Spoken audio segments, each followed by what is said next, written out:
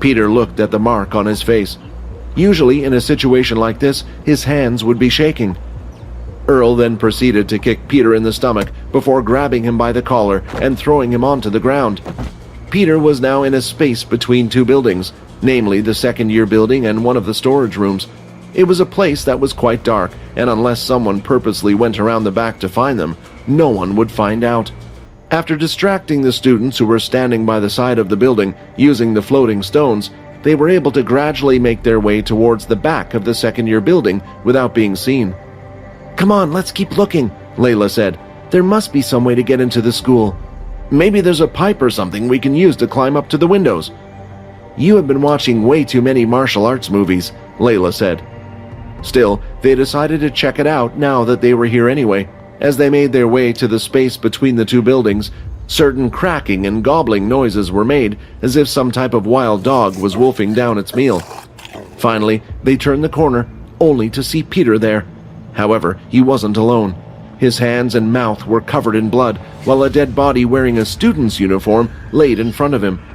The student's body had parts of its limbs torn off.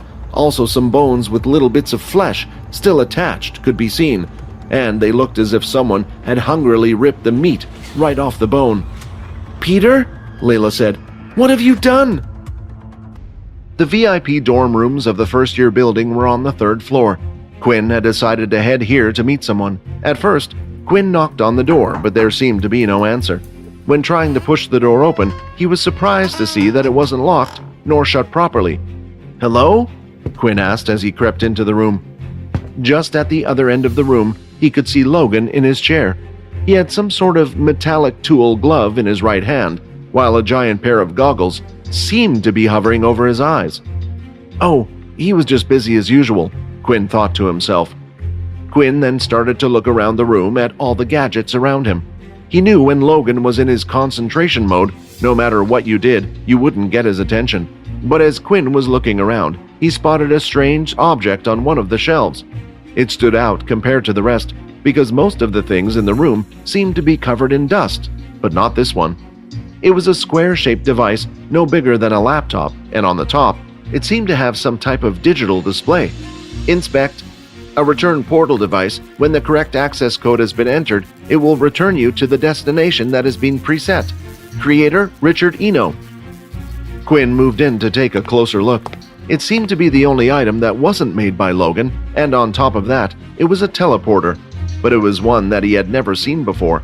The portal teleporters they currently carried were quite large devices, but this one was small and compact, as if the technology was ahead of their current time. Quinn reached out to grab it, but just then a voice from behind spoke to him. "Hey, if you want to get your fingers blown off, then please be my guest. Carry on and touch it," Logan said sarcastically. His seat was turned around, and he was staring at Quinn. "Then again, I would love to see whose ability is stronger, mine or yours," he continued. "Sorry about that," Quinn said as he pulled back his hand. "It looks kind of interesting. What is it exactly?" When Quinn finished talking, the robotic gauntlet that was one of Logan's hands started to break down. It appeared to break into smaller parts until they looked like little bugs. Then, the bugs went over to where Quinn was. They grabbed the case and brought it over to Logan.